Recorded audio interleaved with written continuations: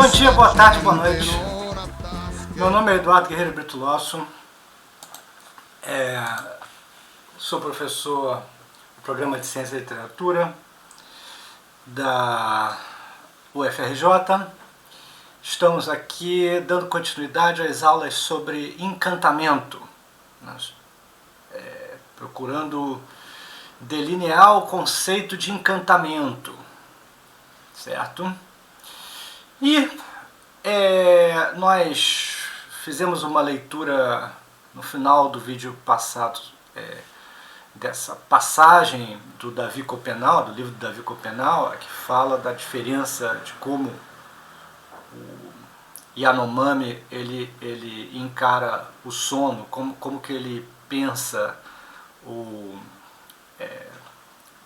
a relação dele com o sonho e como o homem branco pensa o sonho, né? De maneiras bastante diferentes. E vou dar continuidade a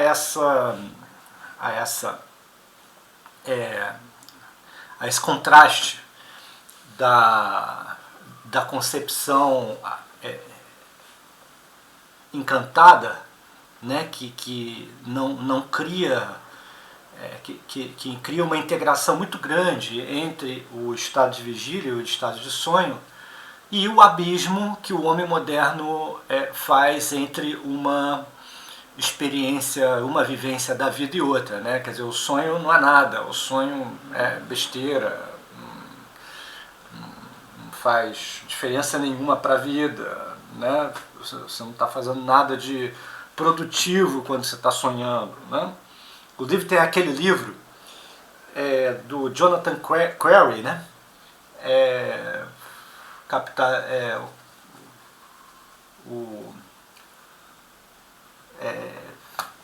Em que ele fala que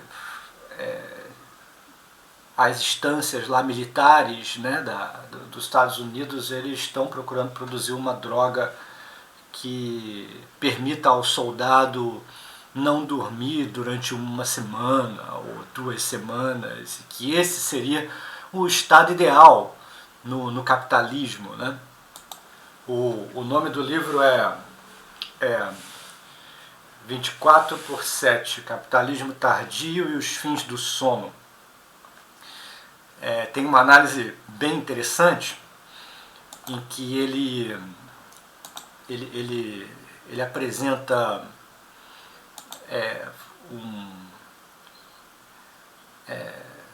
toda uma amostragem, né, de como a luz elétrica, por exemplo, ela já começa produzindo uma indistinção entre o ciclo natural, orgânico, entre o dia e a noite, como que as fábricas elas permanecem iluminadas de noite, né, com os trabalhadores trabalhando o máximo de tempo possível e dormindo o mínimo de tempo possível. Enfim, é um livro bem interessante. Quer dizer, o capitalismo, o que interessa ao capitalismo mesmo é que, se possível, o melhor seria o homem não dormir, né? Os trabalhadores não dormirem. Vou dar continuidade aqui à apreciação da citação do Copenau, né? A integração entre a vigília e sonho a partir da comunicação com o espírito, né? Quer dizer, aquela coisa que eu falei que a criação de entes sobrenaturais, elas possibilitam um vínculo tanto da comunicação do sujeito encantado com o animal, com as plantas, com as pedras, com a montanha, né, com as estrelas, etc. E ela também possibilita o vínculo da relação entre o que é vivido na vigília e o que é vivido no ambiente onírico, né? Então você cria uma espécie de, na verdade, assim, se no mundo moderno o trabalho ele aliena, porque o homem não se reconhece no que ele faz, o trabalhador, a mulher, o homem, o trabalhador não se reconhece no que ele faz, né? De certo modo, o homem moderno ele também não se reconhece no que ele sonha, né? E ele não entende o que ele sonha, é tudo sempre muito enigmático para ele. E você ter uma dimensão espiritual torna tudo interconectado, né? Então, assim, nesse caso, se na vigília você fica se comunicando sempre com espíritos, né, que animam o mundo, mais do que o mundo já é animado na floresta, né, o mundo se torna ainda mais animado, né, chega no sonho, o espírito já, aí fica mais fácil, porque o espírito já está lá, entendeu? Assim, você assim, os códigos da vigília, eles se transpõem para o sonho, os códigos do sonho se transpõem para a vigília com muita facilidade, né? Enfim. Então, a integração entre a vigília e o sonho, a partir da comunicação com o espírito, com os espíritos, produz no sujeito uma espécie de coerência mútua entre todos os tipos de estados perceptivos do psiquismo. Então, portanto, enquanto no sujeito moderno há um abismo entre a irrealidade do sonho, da imaginação, da fantasia, do devaneio e a realidade pragmática. Como o próprio Schopenhauer afirma, o sujeito moderno se protege ao máximo do contato com a natureza interior e exterior, interior e exterior, para controlá-la, dominá-la, tomar posse e extrair recursos e ganhos. Como disse Ayrton Krenak na entrevista do Roda Viva, ele é o homem branco, né? O homem moderno, ele é um engolidor e cuspidor de mundos, né? Então essa imagem é muito interessante, né? Ele não interage com os mundos, mas ele domina, ele extrai tudo que ele pode e ele abandona, né? Enfim, o desabamento lá de Mariana, né? É isso, né? Basicamente. O caráter indissociável da abertura ao entorno material, a animação espiritual, realidade onírica e musicalidade cósmica se torna mais claro na correlação entre os elementos do homem religioso de Eliade e o índio animista de Tim Ingold. Tá? Aí eu vou fazer uma correlação aqui entre todos esses elementos que a gente encontra ao longo da obra do Eliade. Eu pesquei alguns elementos mais sensíveis, né? E o índio animista do Tim Ingold. A leitura do Tim Ingold ela é mais materialista do que a do Eliade, né? Naturalmente. Enfim. Mas o Tim Ingold ele defende o animismo, que é uma coisa que não acontece no Eliade. O Eliade ele não necessariamente está defendendo nada. Ele é muito semelhante ao Weber, inclusive, nesse ponto. Assim, ele faz uma análise distanciada do negócio, né? Mas, geralmente, quando ele fala dessa diferença do homem moderno para o homem arcaico, ele não diz que o homem moderno ele deveria, entendeu, se mudar. Assim, a perspectiva dele é que é meio que inevitável que o homem moderno vá engolindo todas essas coisas mesmo, entendeu? É uma perspectiva bem da primeira metade do século mesmo, né? Não é nem primeira metade, anos 40, 50, 60, né? A mentalidade era mais ou menos essa ainda.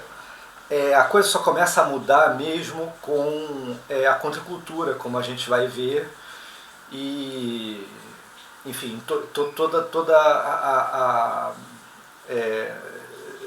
assim, a perspectiva que o jovem hippie propõe, né?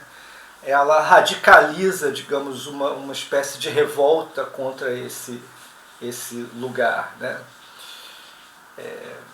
Já hoje não, hoje a perspectiva é muito diferente, né?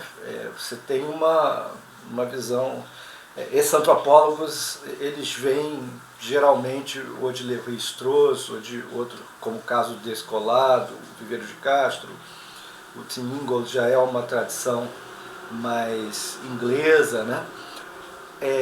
Mas enfim, você tem assim uma outra abordagem, muita coisa muda, claro, mas nos dois você encontra a ideia de que o animista ele tem uma abertura ao mundo, ou o homem religioso, no caso de Eliade, ele tem uma abertura ao mundo que o homem moderno não tem. O homem moderno é fechado. Nos dois você encontra essa mesma dualidade. E o Ingold, ele não cita o Eliade, não, entendeu? Assim, isso acontece... Enfim, e o Huxley também, veremos isso, né? Isso aí é uma espécie de mote teórico, leitmotiv teórico, que de vez em quando se repete com, né, os lampejos assim, das figuras do passado e agora de forma muito, muito clara e coerente nesses antropólogos, né? Então vamos lá. No Tim Ingold, veremos se repetir uma mesma dualidade teórica, a diferença entre a abertura corporal e cósmica do índio e o fechamento desencantado do homem civilizado. Tim Ingold considera que o desenvolvimento intelectual do homem moderno enquadrou o corpo. Uma coisa importante, quando eu falo homem moderno, homem arcaico, vocês me perdoem, eu poderia estar dizendo mulher moderna, mulher arcaica também, entendeu? E a palavra homem tem esse problema que as feministas já apontaram e tal, mas, enfim, às vezes eu falo sujeito moderno, né? Eu peço um enorme perdão por estar usando essa palavra desse modo, mas também eu não tenho como encontrar outra, entendeu? Eu não vou ficar tentando inventar, entendeu? Algum modo de falar com um E ou qualquer coisa assim, tá? Se vocês tiverem uma ideia melhor, assim, de variação vocabular, vocês me falam, tá? Então, o Tim Ingold considera que o desenvolvimento intelectual do homem moderno enquadrou o corpo como atividade da mão e da cabeça, né, em cima, e pés e pernas maquinais rebaixadas embaixo. Então existe uma espécie de uma leitura corporal aí, né? No caso, a mão e a cabeça elas produzem atividades, elas são a região em que a ação do homem racional se apresenta, né? As pernas e os pés elas só servem para sustentar o reinado, né, da mão e da cabeça. Não é à toa que vocês estão vendo a minha mão e a minha cabeça, não estão vendo meus pés aqui, né? Então é mais ou menos por causa disso.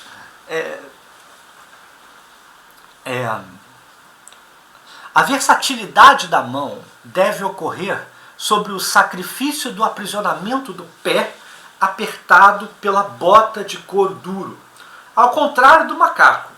Enquanto mãos e pés contrastam no homem, assemelham-se no macaco. Né? É interessante esse ponto. E não deve se contrastar tanto assim no índio também.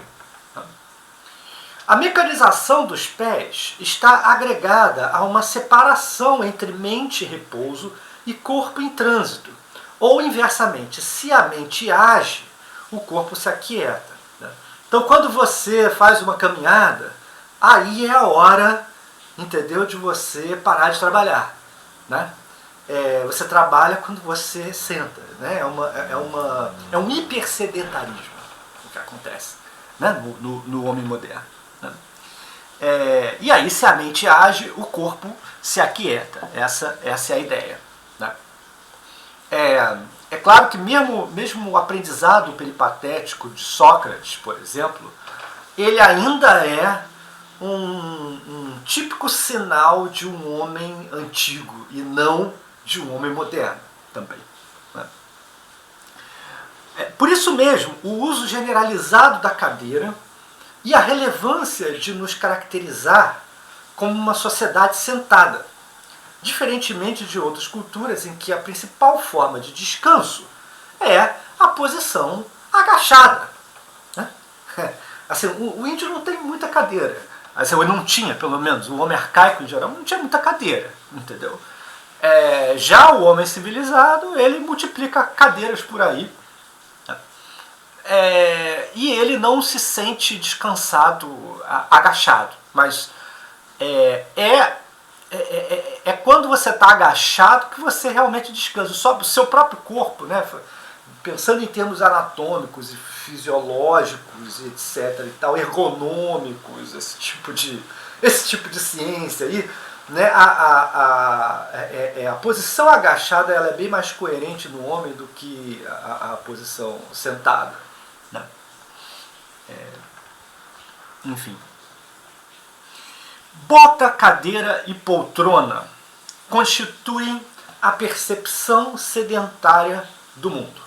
Né? Bota para você andar.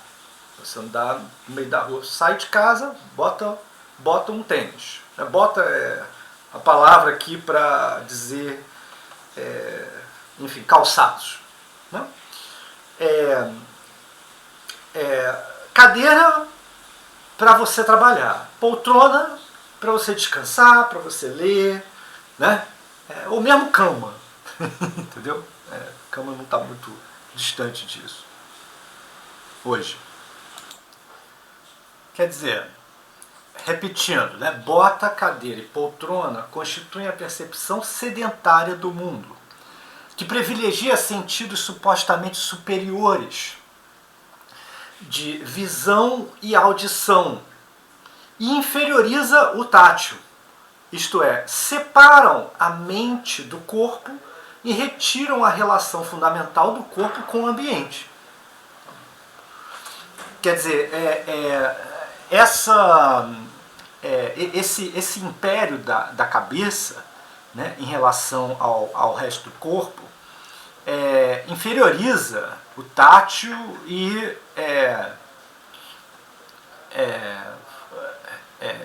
valoriza somente a visão e a audição, e mais ainda a visão que a audição.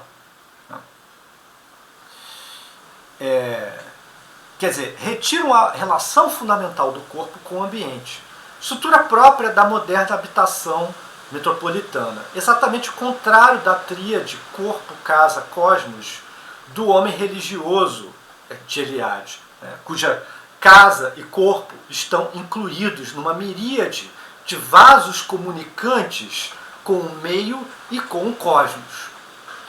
Então, é exatamente o contrário aqui. Né? Eu falei a cama, por exemplo, eu estou pensando aqui, principalmente em períodos de pandemia, né, a gente é muito comum levar o computador para a cama, ou mesmo trabalhar com um tablet, ou mesmo trabalhar no celular mesmo, entendeu? Enfim, que é um modo mesmo de generalização dos instrumentos de trabalho em tudo quanto é lugar também, né? Enfim. Ao contrário da abertura ao meio, somam-se prédios subdivididos em apartamentos e quartos quadrados, cubículos dentro de cubículos, onde a população humana crescente se engaveta. Né? Nota-se como habitantes modernos se protegem, cada um em seu invólucro espacial e mental, do tráfego de interações com o meio ambiente. Isso é interessante assim, porque ao mesmo tempo em que o homem ele fica se protegendo e se isolando em relação ao meio ambiente, né, Na cidade grande você tem a questão do choque, né? Que o Benjamin tanto fala, né? Você tem o choque dos ruídos, né? Enfim, das propagandas, né? Dos altofalantes próprios assim, do ambiente metropolitano, que geralmente também te violentam de uma forma que a floresta não violenta. Né? A floresta não violenta o homem. Né? Ela tem várias manifestações sonoras, né? Mas não necessariamente elas são violentas. Né? O choque ele violenta, ele já é uma coisa muito diferente. E te violenta ou porque as máquinas elas são barulhentas e são, enfim, desengonçadas, gigantes e tal, ou porque as propagandas querem chegar até você e querem te pescar, né? Querem ficar jogando mensagens para você. Né? Ou a propaganda, ou mesmo também assim a maneira como as pessoas se colocam no meio ambiente metropolitano, né? Colocando o celular no máximo, entendeu? Botando o som do carro no máximo e andando por aí para que todo mundo escute o que ela escuta, né? Ou em casa, colocando também o alto-falante no máximo para as outras pessoas escutarem, né? E tal, fazendo festa, né, em lugares residenciais, para todo mundo ouvir, não sei o quê. Então, assim, você não que esse isolamento ele reflita uma espécie assim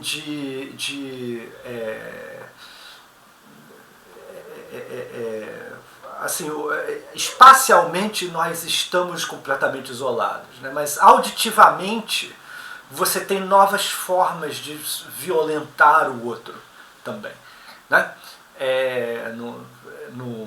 Nesse mundo, né? No mundo moderno, né? E no caso de uma sociedade arcaica que não tem alto-falante, né? E não utiliza alto-falante, né? Por mais que grite, por mais que toque tambor alto, entendeu? Esse volume de som ele não interfere tanto assim no meio ambiente. Ele interfere até pouco, né? Assim, para as nossas dimensões, né? Para a nossa escala é muito pouco. Bem, era mais ou menos o caso do carnaval. O carnaval ele nunca teve alto-falante. Quando ele passou a ter alto-falante, aí virou uma outra coisa também. Né? Então é algo também a se pensar nesse sentido. Né? Bem, mas eu estou insistindo aqui na questão espacial, né? Como que os prédios, né, a gente se fecha ao mundo urbanisticamente e arquitetonicamente. Né? A gente se fecha ao mundo assim, isso está na configuração de prédios, né, retangulares, entendeu? Apartamentos quadrados, quartos quadrados, cubículo dentro de cubículo. Né? Isso assim, esse isolamento, ele é um isolamento arquitetônico. E que a gente está muito acostumado, a gente nasceu assim, a gente vive assim. Né? Quer dizer, você fica sempre engavetado. Né? Você se sente protegido assim, mas você tem que se proteger porque justamente a cidade grande ela é violenta, o choque da cidade grande é violento. Então isso também assim, é um modo meio inevitável de proteção. Né? Enfim. Também não dá para você chegar e dizer não vou morar num apartamento no meio da cidade grande. Né? No caso das favelas, a situação é ainda mais complicada e precária. Né? Assim, na verdade, o apartamento ele é o sonho de consumo, né, de quem mora na favela, porque quem mora na favela não tem esse tipo de proteção. né? Assim, todo mundo mora muito próximo, né? Assim, e isso não é uma coisa necessariamente positiva, né? Em termos estéticos, né? Em termos assim, de um direito ao seu espaço próprio, né? Digamos assim.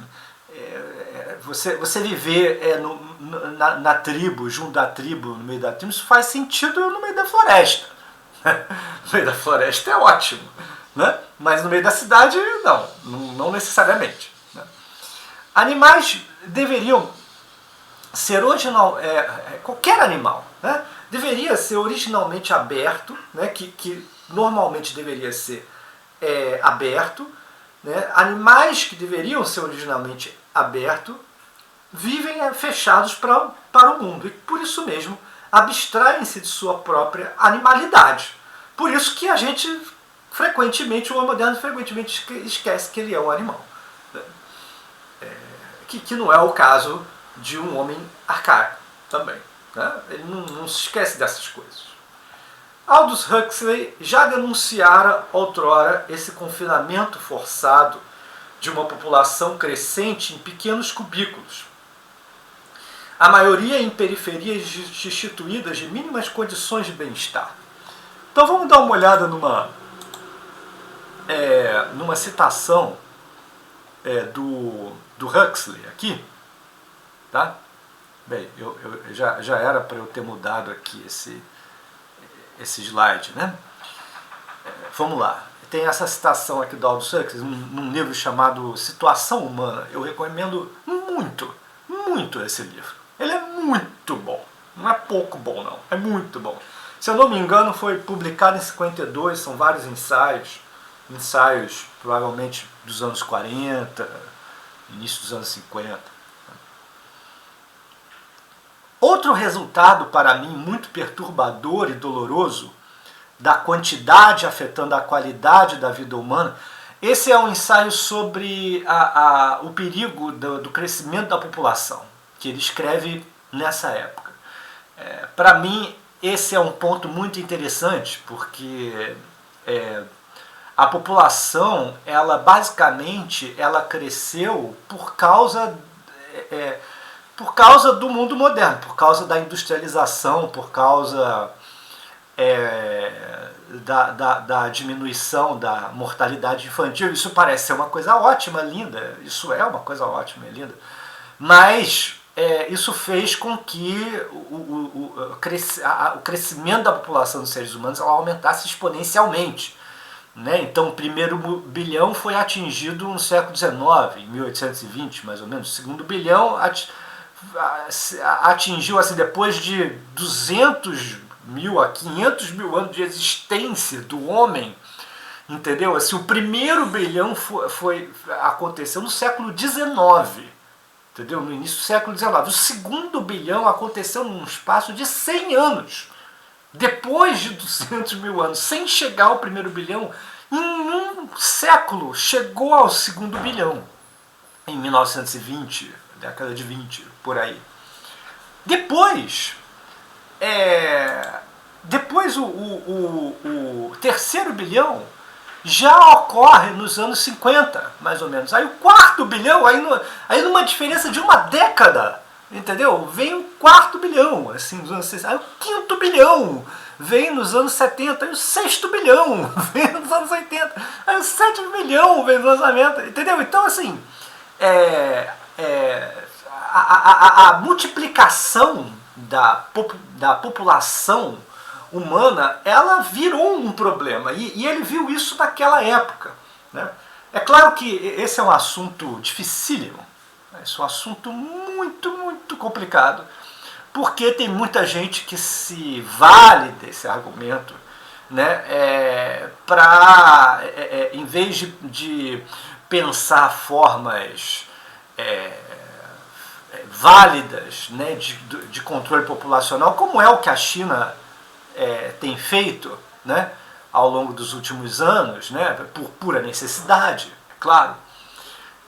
Em vez de pensar formas de controle populacional que não impliquem num genocídio generalizado, entendeu? Num abandono da população, qualquer coisa, né? Existe um discurso antipopulação que é um discurso, enfim, autoritário e tal. O Bolsonaro mesmo, ele vai muito por esse caminho, né? Existem documentos que mostram isso de alguma maneira. Porque aí tem aqueles sinais contrários, né? Porque os evangélicos eles são contra o aborto. Mas ao mesmo tempo tem gente, né, desse pessoal que pensa que tem muita gente no mundo, então precisa acabar com essa gente no mundo. E aí, entendeu? Deixa a pandemia acontecer, entendeu? Tá tudo bem, tá tudo ótimo, entendeu? E tal. Então você tem uns sinais assim que são meio trocados, né? E quando a gente fala em controle populacional, às vezes as pessoas pensam que você está pensando em alguma coisa absurda, né? Assim, que o ideal seria uma mudança paulatina da cultura, né? Da própria nossa cultura né? Que é uma cultura que vem da Bíblia, né? Crescer e proliferai, né? Deus fala para os judeus, né? Aquela coisa assim, aquela visão de que você tem que fazer filho, que filho é uma coisa que você tem que fazer e tal.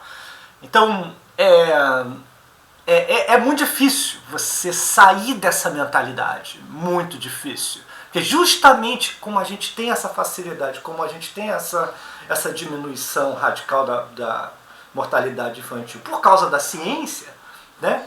A gente mesmo deveria ter mais responsabilidade em relação a esse contingente populacional. E não é isso que acontece, né? E aí o que acontece, né, a multiplicação da população vai acontecer principalmente nas camadas mais pobres, certamente. Né? E isso vai criar um problema. E que, assim, para a elite financeira, isso serve, claro, de uma maneira maravilhosa. Isso é ótimo porque é mais trabalhador trabalhando, né, sendo escravizado e trabalhando para o capital. Então isso daí, para eles, não é problema nenhum. Né? Pelo contrário, né? É isso que eles querem mesmo. Né? Então, essa é uma questão muito difícil, porque você mudar a sua mentalidade é tão importante essa mudança. Essa é uma mudança de mentalidade ecológica também. Né? Assim, quanto menos seres humanos tiverem, mais espaço, né, em tese pelo menos, teria, né, para as outras espécies. A gente deveria pensar dessa maneira. Né? Não é bem esse argumento do Huxley, mas é muito próximo. O Huxley, nesse ensaio, ele coloca assim, em termos de que a gente devia estar pensando isso de uma maneira assim, responsável, com uma certa gravidade. Né? Outro resultado para mim muito perturbador e doloroso da quantidade afetando a qualidade na vida humana é que massas cada vez maiores de pessoas vivem confinadas em cidades gigantescas e que por isso mais e mais pessoas vivem sem contato com o ambiente natural, sendo, ao contrário, rodeadas por um ambiente intoleravelmente lúgubre e sórdido. Você vê que o argumento do Huxley é a favor do bem-estar das pessoas. Né? E, na verdade, esse bem-estar ele não ocorre mesmo em quem está morando na Barra, entendeu? Em prédios que têm uma ótima estrutura e etc. e tal. Porque também essas pessoas, bem ou mal, elas também estão se isolando. Né? A Barra é um lugar terrivelmente artificial, fora a praia, entendeu? Fora aquela região lá, daquele mato que tem e tal, mas no geral é um ambiente assim, é um deserto estranho, um deserto doméstico, né? Uma coisa estranha aquilo. Né? Então assim, essa ausência de bem-estar, obviamente ela é mais intensa e urgente e absurda nas periferias, né? É isso que ele está dizendo aqui. Mas o problema também existe para as pessoas que vivem nas melhores condições, entendeu? Em apartamento, assim, né? As únicas pessoas que realmente não têm esse problema é quem tem sítio, basicamente. Entendeu? Quem tem sítio e quem mora a maior parte da sua vida em sítio. Aí sim. Né? Deixa eu mudar um pouquinho a minha iluminação aqui. Né? Então, vamos ler a próxima passagem do Huxley. E é claro, quem que tem sítio? Quem tem dinheiro para ter sítio. É claro, né? Sim, já é difícil você pensar que toda pessoa da periferia ela deveria ter uma moradia digna, né? Enfim, já é difícil você reivindicar isso, né? Imagina então reivindicar que todo mundo tem um sítio, mas porque a ideia também está completamente equivocada, né? Isso é uma ideia equivocada.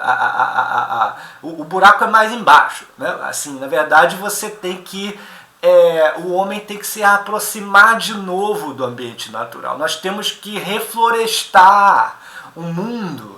E nós temos que, aos poucos, de uma maneira paulatina, entendeu? Uma mudança gradual de cultura, que deveria começar ontem, mas a gente não dá também para fazer assim, entendeu? Rapidamente, de uma hora para outra, e ficar exigindo de todo mundo um monte de coisa. Né? Isso é uma mudança cultural, sempre exige tempo. Né? Por mais urgente que deva se fazer, exige tempo. Mas a gente teria que repensar essa ideia de ficar morando em apartamento. Né? Enfim, eu já tô me adiantando aqui, porque isso aí é tudo o problema do reencantamento. É tudo o problema de como a gente sai da pinimba que a gente entrou. Né? Esse é um problema que a gente vai ter que falar depois. Né? Mas vamos continuar o que o Huxley está dizendo aqui. A ideia do homem estar apartado da natureza é, na verdade, bastante recente. O homem primitivo jamais teve essa ideia. Ele sempre se considerou parte da natureza, íntima e fundamentalmente ligado a ela e inserido nela. Tá. Você vê. O Huxley tinha absoluta consciência desses problemas. É impressionante isso.